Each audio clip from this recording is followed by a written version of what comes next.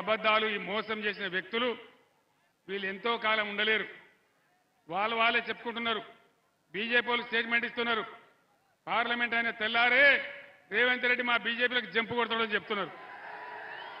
ఎవడు ఎందుకు జంపు కొడతాడో, ఎవడు ఎందులో ఉంటాడో, ఏం జరుగుతుందో తెలియనటువంటి ఒక అనిశ్చిత పరిస్థితి, ఒక భయంకరమైన రాజకీయ అనిశ్చితి. ఒక్కనాడు కూడా ముఖ్యమంత్రి దాన్ని ఖండిస్తలేడు. దాని అర్థమైంది, వాళ్ళకి డెవలప్మెంట్ దృష్టి లేదు, ప్రజల సంక్షేమం లేదు, మంచి చెడ్డలు లేవు, రైతులు లేవు. ఒక్క మాట నేను మనవి చేస్తాను ఖమ్మం జిల్లా ప్రజలకు. నాగార్జున సాగర్లో 495 అడుగులు నీరున్నా కూడా ఆనాడు నేను నీళ్ళు ఇప్పించిన పంటల కోసం నల్లగొండకు, నాగార్జున ఖమ్మం జిల్లాకు ఒక్కసారి కూడా పంటలు ఎండనీయలే. మన పాలేరు ఎప్పుడు కూడా మత్తడి దుంకే పరిస్థితిలో ఉండేది. మీరందరూ కూడా చూస్తున్నారు. ఇవాళ 510 అడుగులు ఉన్నా నేను హెచ్చరించినా కూడా పంటలు ఎండబెట్టింది తప్ప నీళ్లు ఇడవలే. ఇప్పుడే ఆయన ఉపేందర్ రెడ్డి గారు చెప్తా ఉన్నాడు,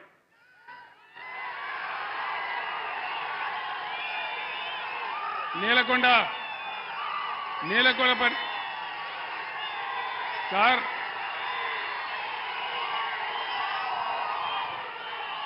మా నీలకొండపల్లి, మా కాన్స్టిట్యున్సీలో నీలకొండపల్లి మండలంలో పంటలు ఎండిపోయినాయి బాగా అని చెప్తా ఉన్నాడు. నేను అడిగిన నాకు ఆశ్చర్యం వేసింది. భక్తరామదాస్కి ఏమైంది, అంత బ్రహ్మాండమైన ప్రాజెక్టు కట్టినాం కదా, ఎందుకు ఎండిపోయిందని అడిగితే అనేక రకాల బాధలు సార్, పాలేరు కూడా ఎండబెట్టినారు, కరెంటు కూడా సరిగ్గా ఇయ్యలేదు, చాలా పంటలు ఎండిపోయినాయని చెప్తా ఉన్నారు. ఎక్కడ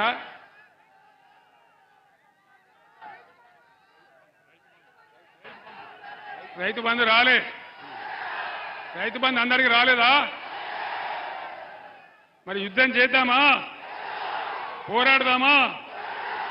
మీ అందరు నేను ఒకటే కోరుతున్నా, ఈ కాంగ్రెస్ పార్టీ అడ్డగోలు హామీలు ఇచ్చి నాకు గుర్తు లేకపోతే మీరు గుర్తు చేస్తా ఉన్నారు.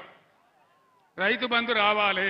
ఎందుకు మాకు బుర్రలేక పెట్టిన మా రైతు బంధు ప్రపంచవ్యాప్తంగా ప్రభుత్వ సబ్సిడీ లేకుండా, ప్రభుత్వ సపోర్ట్ లేకుండా ఎంటైర్ వరల్డ్లో ఏ దేశంలో కూడా వ్యవసాయం జరిగే పరిస్థితి లేదు.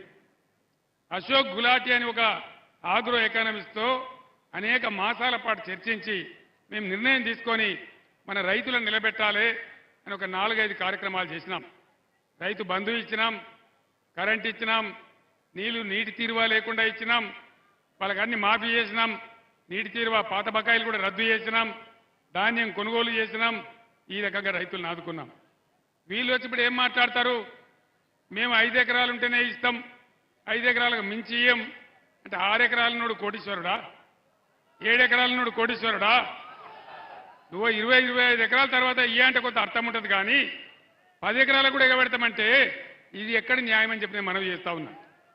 వీళ్ళ మెడలు వంచి మళ్ళా పాత పద్ధతిలోనే మంచిగా జరిగేటట్టు చెయ్యాలి. ఆ పని జరగాలంటే మీరు బీఆర్ఎస్కు బలం ఇయ్యాలి. ఇంకొక మాట, అజయ్ గారి నాయకత్వంలో ఖమ్మంలో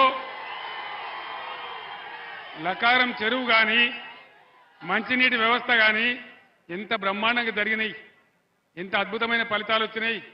ఇవాళ ఖమ్మం పట్టణంలో ఎన్ని రోజులకోసారి వస్తున్నాయి నీళ్లు? 3 రోజులకోసారి. ఈ గతి ఎందుకు వచ్చింది మనకు? మళ్ళా వాటర్ ట్యాంకర్లు కొనుక్కునే దుర్గతి ఇంత తొందరలోనే ఎందుకు వచ్చింది? ఈ బాధలు ఎందుకు వచ్చినాయి? నీళ్లు లేకనా, చేత కాకనా, చేవ లేకనా, కాంగ్రెస్ ప్రభుత్వ అసమర్థతనా? దయచేసి ఆలోచించాలని చెప్పి నేను కోరుతా ఉన్నా.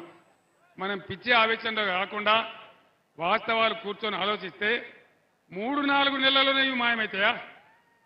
9 ఏళ్లు కేసీఆర్ హయాంలో కరెంటు నడిచిందే, మరి ఇవాళ ఎందుకు మాయమైంది? ఇదే జిల్లాలో వ్యవసాయం